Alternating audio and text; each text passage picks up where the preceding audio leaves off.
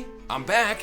I'm glad you managed to survive while I was gone. I was getting worried sick that you might have gotten into some trouble. I'm Leaf, and welcome to the Speed Feed, your weekly Star Citizen news recap. Since I missed last week while I was away doing interviews at the Rocket League Championship Series, we have lots to cover. Monthly report, roadmap roundup, new referral program, Freefly, so let's go. The biggest change this past week was the introduction of the new referral program that went live on July 2nd alongside the current Freefly event. Yes, another Freefly event. The Foundation Festival is live and they are spotlighting orgs. If you want to get your org in the spotlight, you can provide the details you see on screen here. You don't win anything, you'll just be mentioned in the comm link that they have posted. But this Freefly event goes to the 14th, so if you got some friends that wanted to try it out, maybe get them in now. I know the game's still got some problems, so maybe you want to make them wait. Now let's get back to this referral program. If it doesn't interest you, you can skip ahead with the video chapters. A brand new referral program is here, resetting everyone's old progress. Yay! While it is a bit upsetting, this new referral program does make it easier for people to get rewards, as they have a ton of low referral number rewards. And if that's not enough, you could just go and dupe stuff.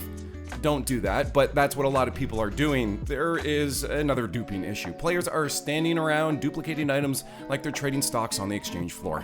Bots are being run to duplicate minerals like Dolavine and then selling it to trade the credits on gray markets for real money. Hearing a story in my Discord from one of our group members, it seems like cheating might be a bit of a problem in Star Citizen right now. I personally haven't come across any cheaters, but I am seeing more people talk about it more frequently. Let's head our way over to the monthly report. While it was a long post, there was only a couple of things you guys are probably going to be interested in here. One is that new creatures were being teased. I think we know that a lot more should be coming in the future. There was a lot of AI improvements across navigating, conversations, combat, looting. Hopefully this starts translating into more believable environments. I still want that backend that Tony Z envisioned though, with NPC personalities and routines, but we'll have more on that later. AI is also going to be able to react to radar pings, which I imagine is preparation for FPS radar scanning. The animation section referenced a new mission giver that we're going to be getting in 4.3 and 4.3.1, although that didn't show up on the 4.3 roadmap roundup, so maybe they're not confident it'll make it in yet. And since I know a lot of you out there love ships, let's talk ships. Anvil Paladin is nearing gate review. The Gatak Raelin will enter production later this year.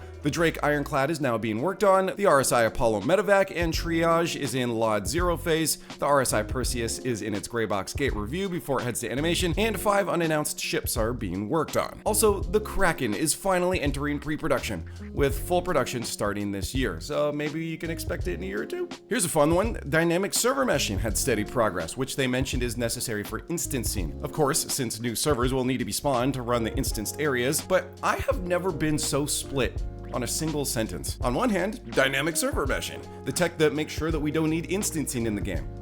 On the other hand, it was being mentioned alongside it being used for instancing. I know there's a few of you that watch that's in the same boat as me, that I'm not a real big fan of instanced areas. Star Citizen feels like it shines to me because everything happens for everyone. And now also seeing dynamic server meshing being pushed ahead for instanced areas kind of as a main mention feels a little bit like a little bit of a stab in the heart. But I'm gonna be excited just the dynamic server meshing was mentioned. And finally, it was also mentioned that generic missions are being moved to organizations to prepare for Rep Tier 2. Now, let's move on to the roadmap roundup, and the biggest takeaway here is more hairstyles. 4.3 got listed. That's probably the biggest takeaway. But notably, it is still missing a lot of those key features that we were expecting in 4.0, like engineering, for example. What is listed, however, is a new cooperative zone. They say it's like contested zones, but instead of murdering each other, you work together to solve puzzles, investigate, and have tea parties. I made the last one up, but that's what this is, a friendly hangout that helps you complete missions faster if you work with other players. These are going to be in some new underground facilities. New armor is being added, and it's not just cosmetic. They are starting to implement specialized armor. The sniper light armor, Geist, specializes in stealth and high mobility. This likely comes at a cost of protection from physical things like bullets, while offering protection from things like FPS radar pings. So with two things in this news segment kind of leading me towards FPS radar, I'm hoping that it's getting close and they're just laying the groundwork now for it. Much like the radiation suits for radiation, they've shown that they're okay with just having one item like armor or a weapon that supports that new mechanic or gameplay. So maybe soon. And to back that armor, the Volt Sniper will finally make its debut. And alongside that, they also mentioned ladder updates, and if this is the one they showed off at SitCon years ago, ladders will finally not be a death trap to use. The roadmap doesn't confirm whether or not this includes the features shown before, like jumping on and off, but one can only presume that it would be. And lastly, anti-personnel turrets are coming for extra protection around areas that you'll have to avoid or take out. I would imagine this could also be used for extra security in cities to make sure that once they get rid of the artificial armistice zones, you actually have law enforcement that does something. UE police be like, And the last chunk of news comes from Star Citizen Live. A lot was covered here, but I want to get to the largest item that they talked about: inventory. They showed off a new concept, and I repeat, concept. Jared also mentioned that this is a while away and they don't know when it's going to be ready, but it is still worth taking a look at. There's a visual overhaul, as you can see with your eyeballs. The user interface is going to have more of that modern freight elevator look to it. You'll have proximity-based access, so you'll be able to access all of the nearby inventories, like those on dead bodies or storage boxes kind of around your vicinity, without having to directly interact and open those things up. There's going to be a search function, multi-purpose filters, and various sorting options, and a stack all button. Overall, they said everything should be displayed as squares, except for your actual equipped items. You'll have rectangles there for the weapons. So this is overall a much cleaner look, and I'm hoping that these are pictures rather than the actual 3D models that they try to load every time, and that's honestly part of the big reason the inventory is so slow, because this would speed it up significantly. You'll be able to rename your personal storage boxes. That's huge. And as you can see, just equipping items is going to be so much easier because you can see it displayed at all times. You don't have to drag your med pen over to be able to see the slots anymore. And one of my favorite pieces of this is the tooltips that will show detailed item information like wear and tear and who crafted the item. They said instead of the manufacturer here, if someone crafted it for you, it'll have the player's name. But again,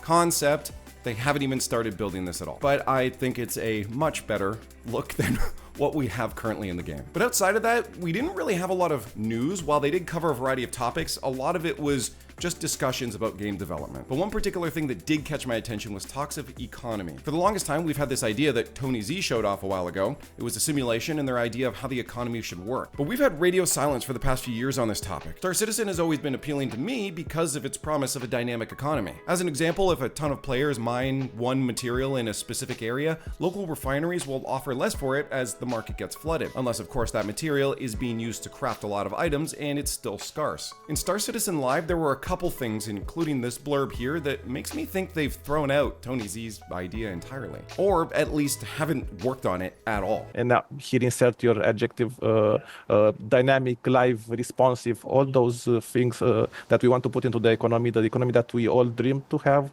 and the economy that I joined the company to build. But we need to do that background work first, and you're not going to see those results in the game for some time. Only after that we can focus on UI and systems that are going to system that is going to expose all that work to you, the player. He mentioned that work on this pretty much started in 2024, and in 2025 they've been focusing on big data and building out the tools, with no reference at all to Tony Z and his prior work. It seems like the goal is still a dynamic economy, but it feels like their approach might have shifted significantly, and this is the most clear we've ever had a look at what's going on behind the scenes in that regard. And kind of in that vein, they covered looting, saying that it's going to be determined by item category, rarity, and size. They mentioned that you should be able to tell what might be in a loot box just by looking at it, determining whether it contains a weapon or what rarity it might be. I presume you'll be able to tell by the box being a certain color or shape. They covered some changes for Wicklow, saying that they're shifting away from RNG on the reward side of things to the item acquisition side, allowing players to choose their rewards up front, saying that it doesn't really feel good when you get a ton of burritos and do a lot of work and don't know what the outcome and reward is going to be. And while some RNG is good, I agree that if you're putting in a lot of effort, it feels really bad to not get the thing you're looking forward to. But if you don't find the item you're looking for in a loot box, you could craft it, and they covered this quite extensively here. But the main takeaway was that there's going to be an insane amount of crafting materials, hundreds of materials, and thousands of blueprints. They're also working on separating cosmetics from gear, so paints will no longer be physicalized items, and this will also go for armor. So there was a lot of great stuff in these talks, but it was mostly, as I mentioned before, about future development and kind of the philosophy and approach that they're taking going forward rather than noteworthy news. And this is a news show, so I'm not going to cover everything that they talked about. I do recommend, however, watching the whole episode. It's a great way to catch up on CIG's plans and the direction that they're looking forward to in the next few years. I also apologize that the editing had to take a step back a little bit on this. Maybe you didn't even notice. I did. I had to put a little bit less time into it. I had to focus on some other work, and it was a super busy week, as I mentioned, with weddings and the Rocket League Championship Series. If it did bother you and you'd like to help me be able to do this a little more full time, watching these videos every Saturday at noon Eastern is a really good way to do that. But I also do have to give huge thanks to my Fourth Wall subscribers who go the extra mile and make sure that I can start dedicating more and more time to this. We've been doing monthly leaderboards where we play games together to earn points, and the winner gets prizes as a way for me to hang out with all of you and give back to those giving to me. As long as you're a Fourth Wall subscriber, you're instantly on these leaderboards and can start joining us for some fun. Shout out to Nosy Chipmunk for winning last month's leaderboard and winning a hat from my merch store. But again, just watching means a lot, and if you're still watching and haven't backed out of the video yet, thank you so much. Stay safe, be kind, and we'll see you in the verse.